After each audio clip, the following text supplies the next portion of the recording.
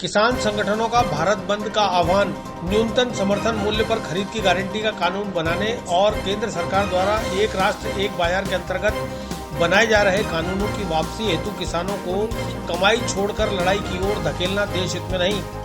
अब भी सरकार चेते। आर्यभट्ट कॉलेज, अजमेर का number 1 private engineering college, A grade ranking by BTU Bikaner, best infrastructure, excellent teaching methodology, skill based learning, model laboratories, sports academy for students, admissions open, BTech, MTech, polytechnic, free education for SC/ST, up to ₹30,000 COVID special scholarship. Visit our corporate office near Suchna Kendra circle, husband school campus, Ajmer. किसान महापंचायत के Dudu block अध्यक्ष बलदेव सिंह महरिया ने बताया कि जयपुर 25 सितंबर को भारत बंद में प्रकट हो रहे देश के किसानों के आक्रोश को समझते हुए केंद्र सरकार अब भी चेते तो अच्छा है। इससे किसानों को कमाई छोड़कर लड़ाई के लिए विवश नहीं होना पड़ेगा। किसानों द्वारा कमाई छोड़ना देश की खाद्य सुरक्षा सहित देश के हितों पर विपरीत प्रभाव होगा। इसलिए किसानों को लड़ाई की ओर धकेलना देश हित में नहीं है।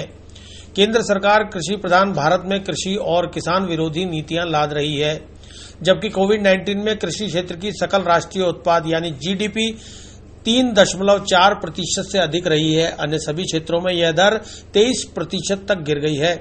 देश को बचाने वाले क्षेत्र को केंद्र सरकार मिटाने का काम कर रही है। प्रधानमंत्री नरेंद्र दामोदर दास मोदी न्यूनतम समर्थन मूल्य जारी रखने की बढ़ चढ़कर घोषणा कर रहे हैं। दूसरी ओर उन्हीं का कृषि मंत्रालय कृषि मंत्री न्यूनतम समर्थन मूल्य पर खरीद की गारंटी का कानून बनाने से मना कर रहे हैं, जबकि 8 अगस्त 2014 को लोकसभा ने इस संबंध में लाए गए निजी विधेयक को विचारार्थ सर्वसम्मति से स्वीकार किया था।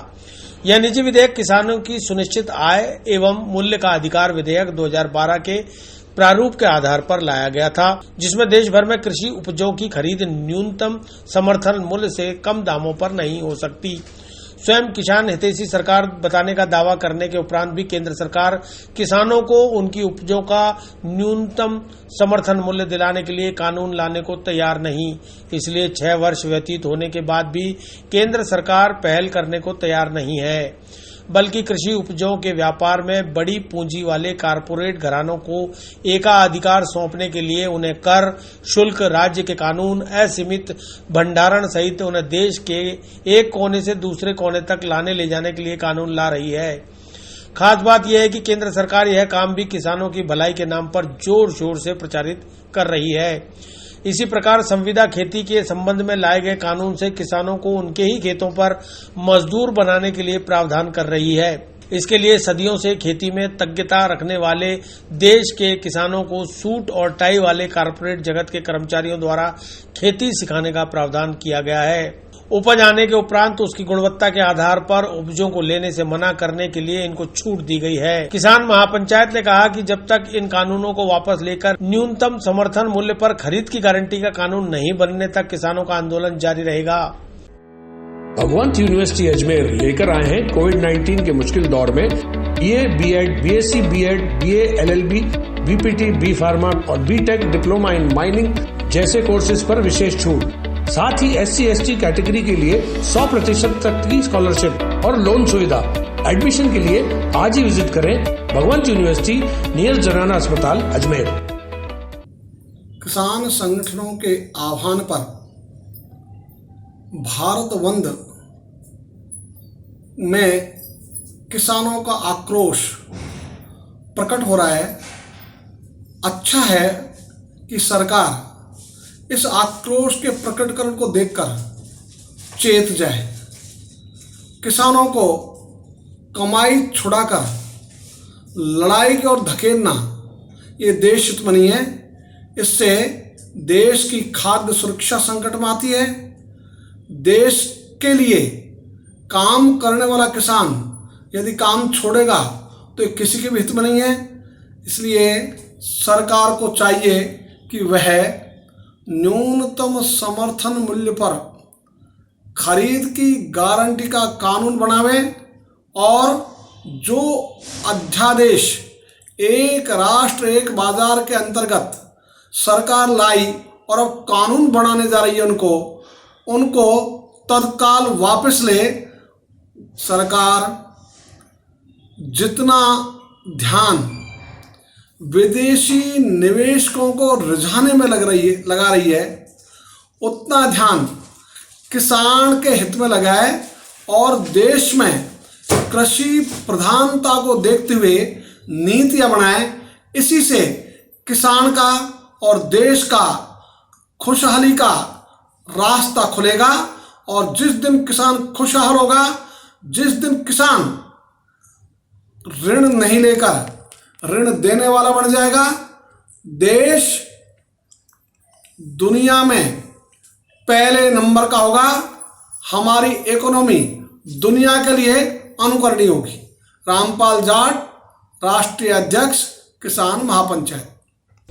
मुख्यमंत्री अशोक गहलोत ने कहा कि एनडीए गवर्नमेंट द्वारा जो हालात बना दिए गए हैं, उसके कारण पूरे देश का किसान आज सड़कों पर है। किसानों की क्या स्थिति बनने वाली है, वह कल्पना के बाहर की बात है। किसान समझदार है और वह समझता है। जैसा सबको मालूम है कि आज सूर्यवाला साहब, सिंह साहब, अभी तंदुरुस्त सऊदी आने वाले हैं और हमारे पवन खेड़ा साहब सब लोग दिल्ली से आए हैं। तो आप समझ सकते हो कि इस प्रेस कॉन्फ्रेंस का क्या मायने कितना महत्व है। जो हालात बना दिए गए हैं एनडीए गवर्नमेंट द्वारा, उसके कारण पूरा देश का किसान आज सड़कों पर है। बीच शर्मा इसे जिस रूप में फैसले हो रहे हैं देश के अंदर, वो सब आपकी जानकारी के अंदर मीडिया में है। पूरा मीडिया दबाव के अंदर है देश के अंदर, लोगों किसी खतरे के अंदर है। और जब से गवर्नमेंट आई है एनडीए गवर्नमेंट, तब से चाहे नोटबंदी हो, चाहे जीएसटी हो, चाहे लॉकडाउन का फैसला हो और चाहे किसानों का भी 3 बिल लाने की बात हो, एक तरफा बिना किसी को बात किए हुए की जा रही है। ये तो पूरे देश के किसान खुद स्टेक होल्डर थे, किसानों की भागीदारी थी। बगैर उनके सेंटरों से बात किए हुए, बगैर व्यापारियों से बात किए हुए, जो 40 साल पुराना कानून था राज्यों के अंदर और 40-50 साल लगे कृषि मंडियों को जमने के अंदर, उनको आप एक झटके के तो उखाड़ फेंकने का निर्णय कर लो। बड़े बड़े व्यापारियों, पूंजीपतियों को छूट दे दो, आप जो बढ़िया कर सकते हो। आने वाले वक्त के अंदर आप कल्पना कर सकते हैं आने वाले वक्त में क्या हालात होने वाले हैं, किसानों की क्या स्थिति बनने वाली है, कोई कल्पना के बाहर की बात है। किसान समझदार है, वो समझता है उसके हित किस रूप में सुरक्षित रह सकते हैं। एक ही बात, बहुत बड़ी बात है, एमएसपी। अब जो डिफेंस में आ गई गवर्नमेंट, तो बार बार वो एमएसपी की बात कर रही है। तो पूछो जो कानून बनाया गया उसमें एमएसपी का क्यों नहीं प्रावधान किया गया। कुछ आप समझ सकते हैं कि हालात बड़े गंभीर हैं और जिस रूप में पास किए गए तीनों बिल, वो बड़ी शर्मनाक तरीके से किए गए। बात नहीं सुनी गई, डिवीजन नहीं करवाया गया, हाउस के अंदर कभी होता नहीं है ना। रिजोल्यूशन कोई प्रस्ताव रखे, हाउस के अंदर अमेंडमेंट रखे, कोई चर्चा नहीं। इस रूप में आज ये बिल पास हुए हैं। बिल की क्या सैंक्टिटी आप समझ सकते हो। इसलिए हमारे तमाम विरोधी पार्टी के नेताओं ने जाकर राष्ट्रपति महोदय से बात करी कि आपको चाहिए आप इसमें दस्तखत नहीं करें। और पूरे देश में एक बहुत बड़ा आंदोलन खड़ा हुआ है, आप सबको मालूम है। तो इनकी फितरत के अंदर ही है, क्योंकि ये फासिस्टी सोच के लोग हैं, डेमोक्रेसी में विश्वास नहीं है, इसलिए तमाम काम वो कर रहे हैं जिससे कि ध्यान डाइवर्ट हो। आज बॉर्डर पे चाइना की स्थिति, इकोनॉमिक स्लो डाउन है देश के अंदर, लॉकडाउन में बर्बाद हो गया अर्थव्यवस्था। जीएसटी का पैसा, सरकार का वादा जो है राज्यों को पैसा देने का, लिखित में जो समझौते हुए हैं कि जीएसटी जो कम पड़ेगा हम राज्यों को उसकी भरपाई करेंगे।